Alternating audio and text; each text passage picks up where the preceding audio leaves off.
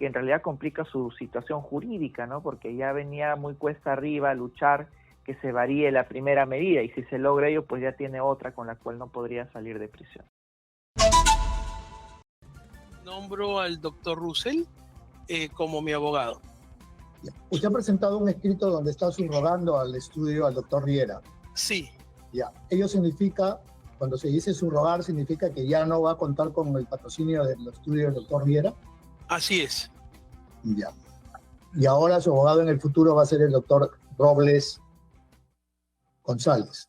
Así es.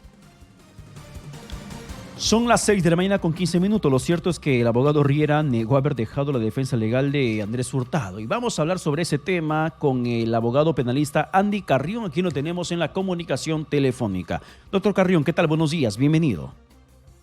Muy buenos días, Pedro, y siempre gracias por la invitación. Gracias por responder nuestro llamado, doctor Carrión. Los fundamentos que existen en este momento sobre Andrés Hurtado, conocido como Chibolín, para que se dicte prisión preventiva, ¿se cumplen los requerimientos exigidos en el proceso, doctor Carrión?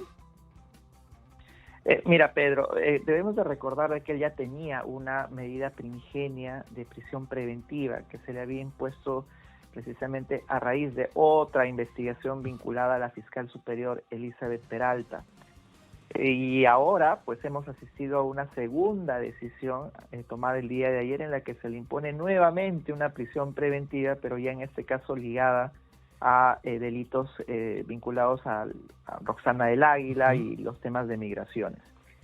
Sin embargo, yo la verdad soy muy crítico de la imposición de 2 o 3 medidas como esta, ¿no? Porque la pregunta es, si se alega un peligro de fuga para la imposición de esta medida, de esta última medida, la pregunta es, ¿cómo va a fugar si se encuentra en prisión? ¿Verdad? Eso es un primer análisis. Y en segundo lugar, si es que se postula un peligro de obstrucción a la justicia, pues es también poco probable de que obstruya la justicia estando en prisión. Es por eso que la primigenia medida de prisión preventiva fue evaluada por un juez para su imposición. Entonces, sin embargo, existen casos, ya ahora el de Andrés Hurtado, pero también algunos anteriores, en los cuales se han puesto varias medidas restrictivas. El caso de Pedro Castillo es uno de los más paradigmáticos, ¿no? Y también el caso de Vladimir Cerrón, en las cuales se les ha impuesto más de una medida de esta naturaleza. Pero en los hechos ya vemos de que Andrés Hurtado ya tiene una segunda medida en su contra, Pedro, que en realidad complica su situación jurídica, ¿no? Porque ya venía muy cuesta arriba luchar que se varíe la primera medida, y si se logra ello, pues ya tiene otra con la cual no podría salir de prisión. Pero frente a estos elementos que existen sobre Andrés Hurtado, más allá de que esté en prisión preventiva, doctor Carrión, ¿realmente existe información suficiente desde la Fiscalía o en la Fiscalía para seguir con las investigaciones y lograr una sentencia? Bueno, es difícil proyectarse, porque recordemos de que todavía la investigación se encuentra en una etapa preparatoria, en la que entiendo debe de estar recabando todas las evidencias aún para poder sustentar su imputación. Pero a mí me sorprende sí que las imputaciones en contra de Andrés Hurtado versen sobre tráfico de influencias de alguna otra, en la cual implica una relación bilateral con algunas otras personas. Por ejemplo, la superintendenta de Migraciones, y sin la cual, es decir, sin su participación, no se habría podido realizar el delito. Entonces, ¿cuál es el fundamento o el sustento de únicamente solicitar la prisión preventiva en contra de Andrés Hurtado y no realmente en contra de quien dirige una de las más importantes instituciones en nuestro país, quien las dirigió en su oportunidad? Porque él, si traficaba influencias, pues se valía precisamente de esta funcionaria, quien sí tenía, digamos, las competencias propias para favorecer a alguna persona, incluidas para poder favorecerlas en la obtención o desnaturalización de su ciudadanía.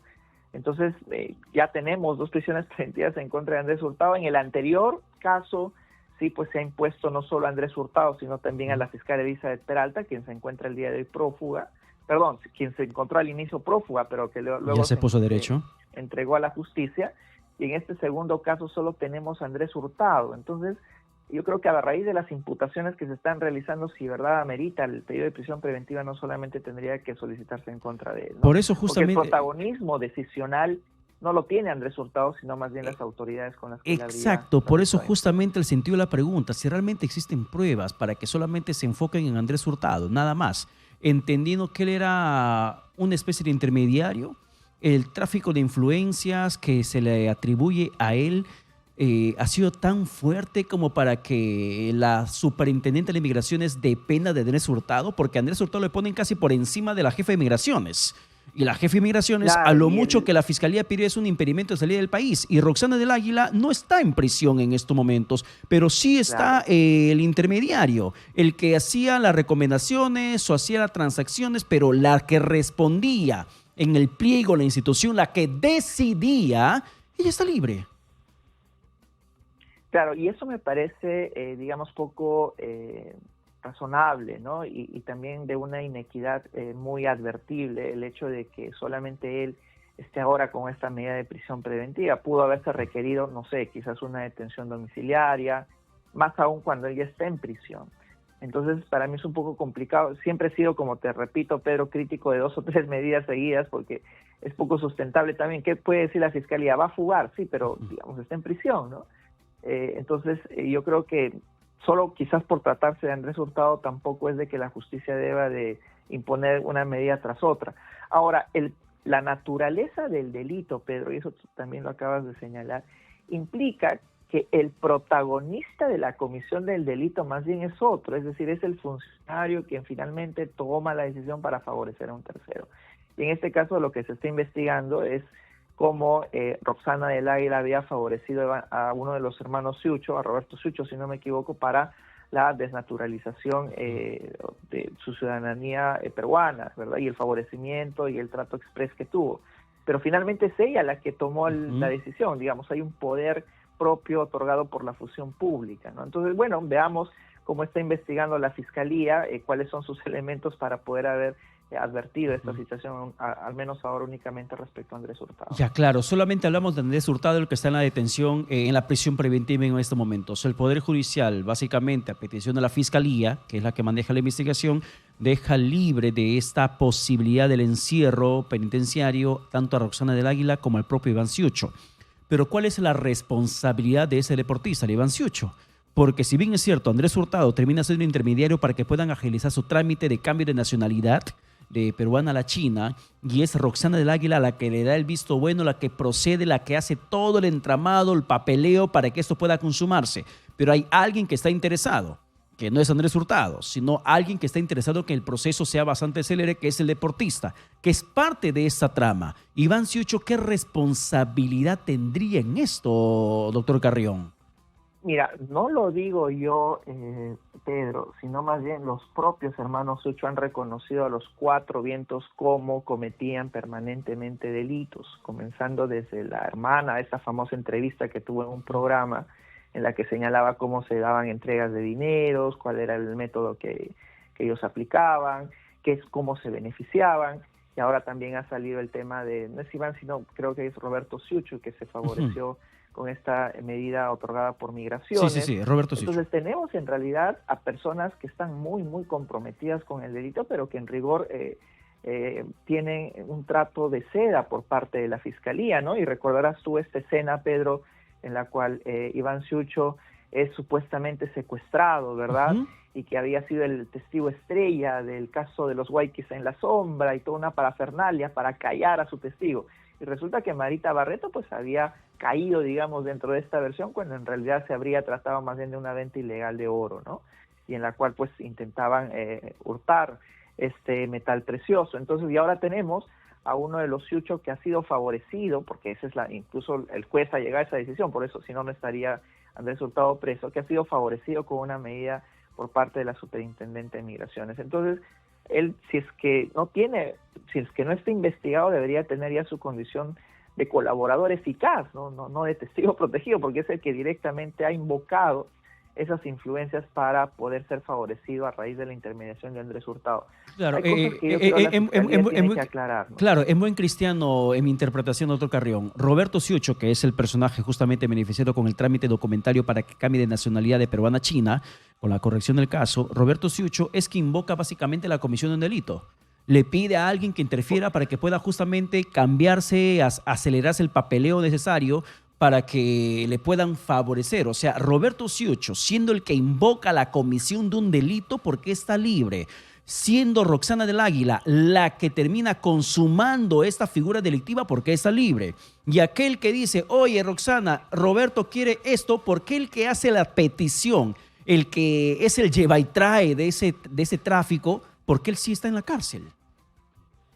Claro, esa es una pregunta muy interesante, Pedro, del trato quizás diferenciado que está brindando la Fiscalía a todos los actores de la comisión de un delito. ¿Y por qué te digo? Porque si en ocasiones, cuando una persona comete el delito y digamos, brinda información para que otros también puedan ser investigados por la Fiscalía, ellos pueden someterse a un procedimiento de colaboración eficaz. Pero sometiéndose al procedimiento de colaboración eficaz tienen que formalmente reconocer un delito, y hasta ahora al menos no se tiene información pública, Pedro, de que, por ejemplo, Roberto Ciucho se haya sometido a un procedimiento de colaboración y haya en efecto ya reconocido su responsabilidad. Porque si es así, pues bueno, recibirá una sanción y simplemente tendrá algunos beneficios por parte de la Fiscalía. Pero si no es así y simplemente sigue brindando información como un supuesto testigo, pues sería una calificación errónea por parte de la Fiscalía, porque uno no puede ser testigo cuando en realidad sí ha participado de manera determinante en la comisión del delito, y eso es importante realizar esa diferenciación. Es por eso que en el caso de Iván Ciucho, por ejemplo, quien es quien ha dado más datos de la comisión de delitos, él no puede ser testigo protegido, Pedro. Él tiene que ser colaborador eficaz porque ha participado directamente en la comisión de los delitos. Y él mismo, tanto en la Fiscalía como en la televisión pública de alcance nacional, ha reconocido todos los delitos que ha venido cometiendo. Entonces, veamos cómo la Fiscalía en adelante va manejando eso, pero yo también he abierto cierta inequidad en el trato de este caso. Doctor Carrión, muchas gracias por la comunicación alcanzada. Gracias a ustedes. Muy buen día. Muchísimas gracias. Ha sido Andy Carrión, abogado penalista, conversando con nosotros.